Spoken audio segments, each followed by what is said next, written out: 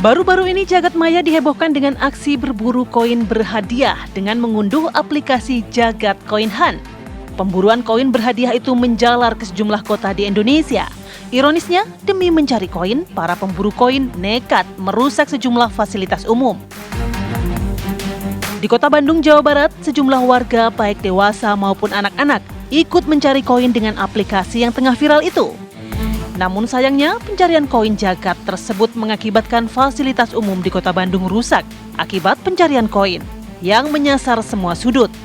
Seperti di Taman Tegalega Kota Bandung, rumput sintetis dan paving blok tanaman rusak usai ramai pencarian koin.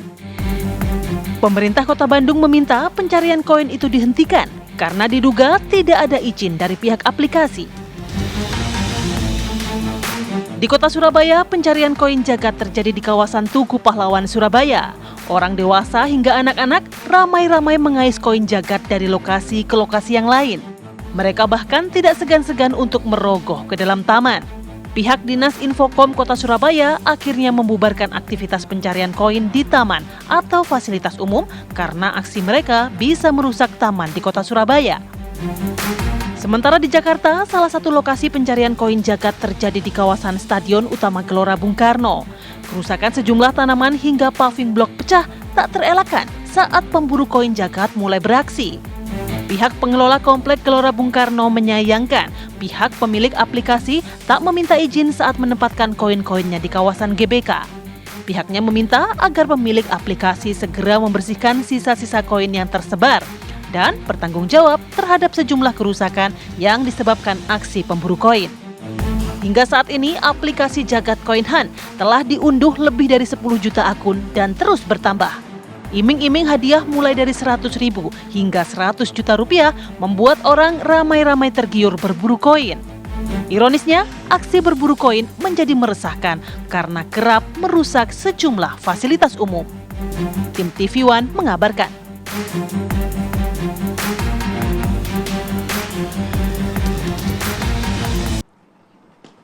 Ya pemirsa, koin jagat ini jadi viral karena bukan hanya gamenya yang viral, game mah tidak masalah ya. Betul. Tapi kalau jadi dampaknya negatif, merusak lingkungan, merusak barang-barang, taman dan sebagainya, ini kan yang jadi sorotan.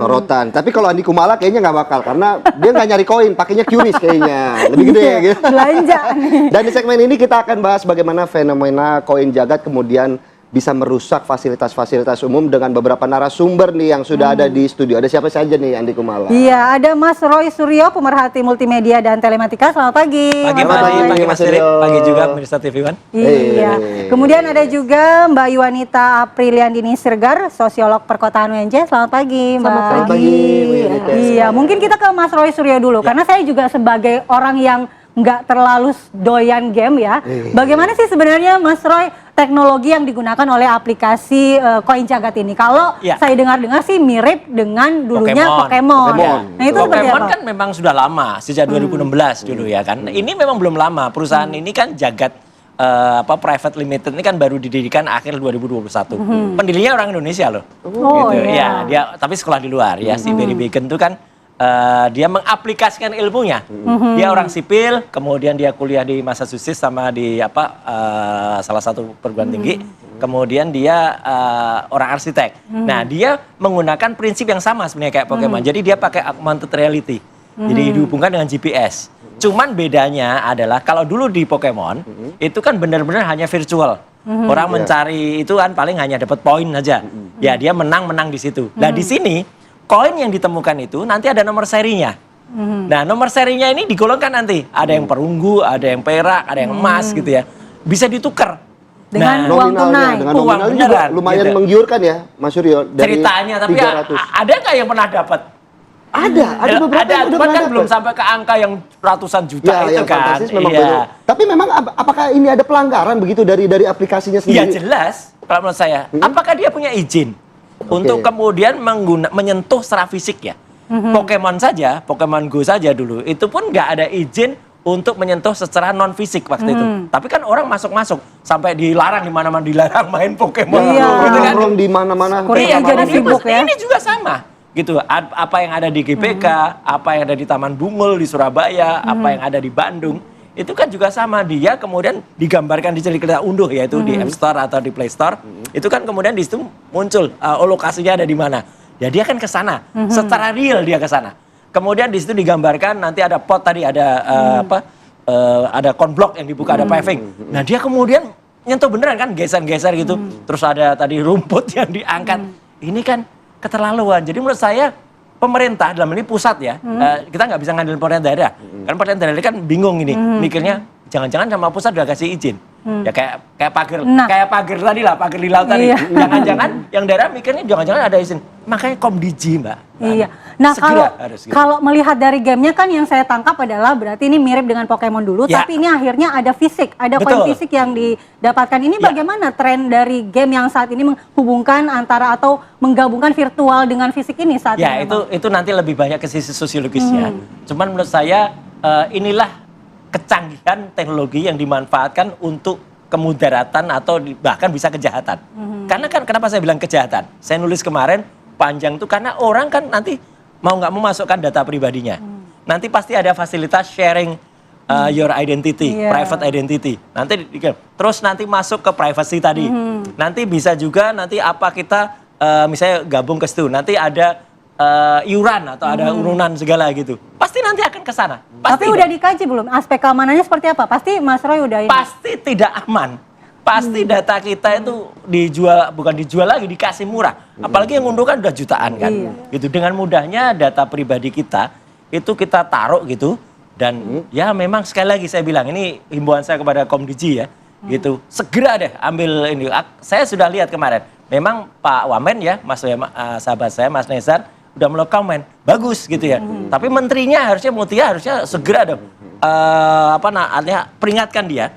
Apalagi perusahaan ini kan ada di Singapura gitu loh. Meskipun ada juga di Indonesia. Betul. Ya, Jagat Private Limited ini. Apa dia berhak gitu loh untuk kemudian memasarkan dan semua kan otomatis terbuka gitu aja bisa. Dari handphone gitu ya, semua bisa bocor, bisa saja terjadi kebocoran game gitu. Game boleh-boleh aja, benar Mas Ilim. Game boleh-boleh aja, tapi kalau kemudian dia merusak fasilitas publik. Nah, itu yang tidak boleh, betul. Itu yang kalau Bu Enta sendiri melihat bagaimana, Bu? Sebuah fenomena yang memang sebenarnya udah lama adanya, tapi kemudian sekarang berkembang menjadi perusakan fasilitas publik. Nah ini, jadi kita kalau misalnya aspek sosialnya kita bicara berbagai macam realitas ya. Nah kalau di kajian sosiologi itu ada yang disebut realitas yang dibentuk atau dibuat, tapi dalam proses pembuatannya dia tidak terlepas dari realitas yang sebenarnya. Jadi misalnya realitasnya dia perempuan biasa aja, kemudian jadi cantik banget dengan filter, jadi kan hyper reality gitu ya. Dengan beauty plus. Nah itu permainan ini kan awalnya kan memang memberikan lokasi ya, hanya lokasi. Tapi kalau misalnya di aplikasinya gitu ya, tadi saya udah ngobrol juga sama Pak Roy, ada koin-koin yang tersembunyi gitu. Di realitas sebenarnya koin-koin tersembunyi itu tidak ada, baik di GBK, di taman yang di Surabaya, ataupun di Bandung. Tapi di aplikasinya kan ada. Tapi tamannya yes memang ada di realitas. Jadi berlebihnya itu adalah koinnya, itu satu gitu ya. Jadi memang pembentukan realitasnya itu ya yang memang yang ditekankan oleh game ini gitu. Dan ini sebenarnya juga bukan fenomena yang baru ya. Tadi saya bilang memfilter bagaimana kita menjadi lebih cantik, tampan ya untuk untuk strategi self branding itu juga udah banyak gitu atau pencitraan. Tapi ini digunakan dalam game itu satu. Nah kedua memang ya kita tidak bisa juga mengelakkan bahwa saat ini kan interaksi itu juga banyakan kan memang melalui daring ya atau online gitu. Jadi termasuk di dalamnya kan game online dilarang ya, memang ini penggantinya gitu. Tapi ternyata destruktif juga ya. Bahkan destruktifnya ke dunia fisiknya gitu loh. Berarti ada sedikit positifnya dong ya, membuat orang bergerak gitu ya. Olahraga, daripada tadinya diam aja ya pegang ponsel atau aplikasi ya. Ya tapi memang saya setuju harus ada aturan karena ruang publik itu ya itu kan milik bersama ya gitu. Jadi tidak boleh merusak, mengotori dan GBK itu ring 1 ya kalau dalam tata kota itu ya dijaga ketat. Kok bisa-bisanya tadi ada dibongkar ya ininya. Tapi memang koin itu sebenarnya kan secara realitas sebenarnya tidak ada, tapi kalau di aplikasi itu ada. Itu masalahnya. Nanti kita akan melanjutkan lagi pembahasan terkait ini. Kita jeda terlebih dahulu, nanti kita tanyakan ke Mbak Yoneta juga apakah hanya dampak negatifnya aja nih dari game ini? Saat lagi pemirsa. Ya, pemirsa, Anda masih menyaksikan Apa Kabar Indonesia Pagi. Pasca viralnya permainan koin jagat, ini pemerintah Kota Surabaya melalui Wali Kota Surabaya kemarin memberikan imbauan kepada para pencari koin dan juga telah menertibkan para pencari koin yang dianggap merusak fasilitas umum. Dan pemirsa, salah satu lokasi atau titik yang menjadi wilayah yang dicari-cari dan menjadi wilayah yang sangat ramai oleh para pencari koin ini adalah di wilayah Tugu Pahlawan Surabaya yang menjadi salah satu ikon dari Kota Surabaya. Dan pemirsa, suasana saat ini seperti yang bisa Anda lihat, ini terpantau pagi ini sepi. Memang para pencari koin ini biasanya mulai pukul 8 hingga pukul 12, maksud kami 12 malam ini mulai mencari koin, namun biasanya rata-rata ini baru ramainya mulai sore hari. Di belakang ini adalah bukan para pencari koin pemirsa, namun para tukang kebun begitu yang sedang merapikan dan juga membersihkan taman yang ada di Tugu Pahlawan. Dan pemirsa, dalam kesempatan ini saya juga akan ajak Anda untuk mewawancarai para petugas keamanan di Tugu Pahlawan berkaitan dengan aktivitas para pencari koin yang ada di wilayah Tugu Pahlawan. Sudah bersama saya Mas Miftah, petugas keamanan Tugu Pahlawan. Selamat pagi, Mas Miftah. Pagi. Mas, ini boleh diceritakan kemarin tuh situasi di Tugu Pahlawannya tuh seramai apa dan sejak berapa hari yang lalu ini? Pas ramenya itu hari Rabu atau Kamis itu. Itu dari jam berapa sampai jam berapa sih biasanya mereka mencari koin itu? Sekitar di atas jam, pokoknya pulang sekolah jam 12 ke atas. Oke. Kalau yang mencari koin rata-rata apakah anak-anak sekolah atau ada yang dewasa atau seperti apa? Semua kalangan, tapi kebanyakan anak-anak remaja itu. Itu kalau boleh diceritain waktu awal-awal mereka cari koin itu dari Mas Miftah sendiri atau petugas keamanan tuh apa membolehkan atau seperti apa? Kita sempat melarang, terus mereka juga kadang-kadang ya gitu kadang istilahnya ya maksain gitu, jadi tanpa pengetahuan kita gitu. Artinya waktu ramai gitu petugas keamanan juga telah mengimbau begitu ya untuk tidak merusak fasilitas umum dengan mencari koin. Kemudian Mas sempat lihat nggak sih para pencari koin ini sempat mendapatkan koin-koin yang diinginkan itu? Sempat sih, ada beberapa orang juga ya dapat lah. Tapi kita juga ya mengimbau jangan lagi ke sini untuk merusak taman di sekitar Tugu Pahlawan situ. Laporannya ini kan banyak sekali koin yang ditemukan ya Mas di Tugu Pahlawan. Ini apa Mas Miftah sendiri juga melihat sosok yang meletakkan koin begitu Mas di wilayah Tugu Pahlawan ini? Pas itu saya sempat, tapi sekali aja sih, sekali. Orangnya gimana itu Mas? Orangnya ya tinggi, agak kurus, dia masih muda. Tapi itu emang para yang meletakkan koin itu juga di tempat-tempat tersembunyi atau gimana? Nggak tersembunyi banget sih, paling ya di pinggir-pinggir gitu. Saya lihat sempat. Terima kasih Mas Miftah informasinya, dan pemirsa memang usai penertiban para pencari koin ini memang tidak begitu terlihat ya para pencari koin yang ada di wilayah Kota Surabaya. Tidak hanya di Tugu Pahlawan, ada beberapa titik lain yang juga dijadikan sebagai tempat untuk mencari koin. Beberapa di antaranya adalah di Taman Prestasi, kemudian di titik 0 Surabaya, kemudian ada di beberapa titik-titik lain yang menjadi fasilitas umum. Dan memang pemerintah kota setempat telah mengimbau masyarakat untuk tidak lagi merusak fasilitas umum dan mengimbau juga untuk masyarakat yang melihat para pencari koin untuk divideokan dan dilaporkan karena dianggap meresahkan warga sekitar. Dan juga pemirsa, informasi terkini Kementerian Komunikasi Digital ini juga telah memanggil pengembang aplikasi tersebut, dalam hal ini adalah aplikasi Jagat, untuk mengetahui update kondisi terkini dan juga terkait peraturan dari permainan aplikasi pencari koin ini. Demikian informasi dari wilayah Surabaya, saya kembalikan ke rekan-rekan di studio, Mala dan juga Philip. Baik, terima kasih Farah Manila atas laporannya. Ternyata di Surabaya juga fenomenal koin jagat ini. Dan langsung saya mau ke Mas Suryo. Mas Suryo, ya. Pihak aplikator dan pengembang sudah dipanggil infonya. Tapi apakah server kemudian dari aplikasi Jagat, koin Jagat ini berada di Indonesia atau seperti apa hasil dari inilah penelitian kelemahan Mas Suryo? kita. Saya selalu bilang, semenjak 2019 itu ada peraturan pemerintah nomor 71 itu yang membolehkan data server itu tidak lagi berada di Indonesia. Ini panjang kaitannya kan. Dulu kita kehilangan banyak data, atau kemarin barusan ya judi online ya itu kemudian kan sulit untuk takal sampai sekarang karena servernya ada di luar. Ya. Pemilu juga Sirekap ya, datanya juga ada Tapi di kan luar. ini kan gampang aja artinya untuk ditutup. Betul, sebenarnya pemerintah nggak- langsung mengeluarkan regulasi untuk data center tuh harus balik ke Indonesia. Seperti peraturan pemerintah nomor 82 tahun 2012 ya, itu satu. Yang kedua, tidak hanya dipanggil sebenarnya gitu. Oke, Komdiji kemarin Wamen Mas Nesar udah manggil. Tapi kemudian dipastikan dia apa saja yang kemudian nanti dijalankan di aplikasi itu. Mungkin kita sekarang ngertinya oh itu hanya menjalankan game kok. Enggak, kita kan masukkan data pribadi. Ya kan? Dua, nanti misalnya ada network di situ. Ada berjaringan. Terus nanti misalnya lama-lama kita diminta untuk ngumpulin donasi misalnya kayak gitu. Itu kan kita memasukkan uang Data. juga Uang nanti juga, data. betul. Ada data, ya duit. Terus nanti belum kalau misalnya dihubungkan dengan taman tadi ya, fasilitas publik. Ya kalau ini fasilitasnya fasilitas publik. Lama-lama nanti yang ada di situ misalnya, oh nanti cari deh di Istana Negara gitu ya.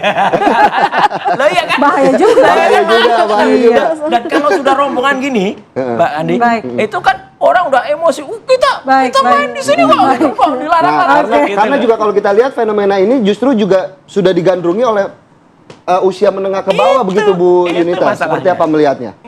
Iya, jadi memang ini pada prinsipnya kan tetap game mencari tadi ya treasure hunt ya, mencari apa namanya harta karun yang tersembunyi hanya dimodifikasi bentuknya koin, kemudian menggunakan tadi saya bilang ya realitas yang dibentuk ya. Nah, kemudian dia mencarinya dalam realitas yang sebenarnya kan gitu. Nah, memang menyambung tadi ada sih sebenarnya positifnya kita bisa menyatukan ya orang-orang yang memang punya hobi gitu ya cari harta karun gitu ya dan membuat satu komunitas gitu ya. Kemudian ada aspek ekonominya juga di situ. Dia ya lumayan buat nambah-nambah uang jajan itu untuk yang apa namanya kriteria Ekonomi pelajar ya pelajar. atau yang Game gak ada duitnya aja dimainin apalagi ini ada duitnya ya Mbak. kan langsung Dulu kan masuk. nggak ada duitnya. Nggak ada duitnya. Iya, Iya, langsung masuk ke akun dia kan atau QRIS dia. Nah, ini memang apa namanya satu sisi oke lah ada seperti itu, tapi nah dari aspek ruang-ruang yang memang harus dijaga tadi ruang publik ya. Ini kan milik bersama ya, tidak boleh apa namanya dirusak, diinjak. Tadi saya juga lihat dicabut-cabutin itu ya tanaman demi mencari koin yang sebenarnya virtual itu ya. Tapi kan nampak nyata ya kalau misalnya dalam aplikasi. Nah seperti ini memang harus ada, saya setuju rambu-rambunya.